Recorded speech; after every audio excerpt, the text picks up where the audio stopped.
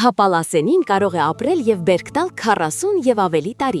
Սա նշանակում է, որ մեկ անգամ ճիշտ տնկելով դուք տարիներով ստանում եք կայուն արդյունք։ Բայց դրա համար կարևոր է ապահովել ճիշտ պայմաններ։ Հապալասը աճում է միայն թեթվային տորֆի մեջ, որտեղ արմատային համակարգը կարողանում է լիարժեք զարգանալ։ Եթե հիմքը ճիշտ է, բույսը արագ հարմարվում է և սկսում ակտիվ աճել։ Մեր առաջարկվող տնկիները արդեն բերքատու են, բերք կստանաք հենց այս ամռանը։ Տնկումը պարզ է՝ փոս, տորֆ և տնկի, սակայն կարող եք իրենց պահել նաև մեծ ծաղկամաններում։ Խնամքը նույնպես բարդ չէ՝ պահել խոնավ, բայց ոչ թաց միջավայր և ապահովել բավարար արևի լույս։ Հապալասենին դիմանում է մինչև -30 աստիճան ցրտին և հարմար է մեր կլիմային։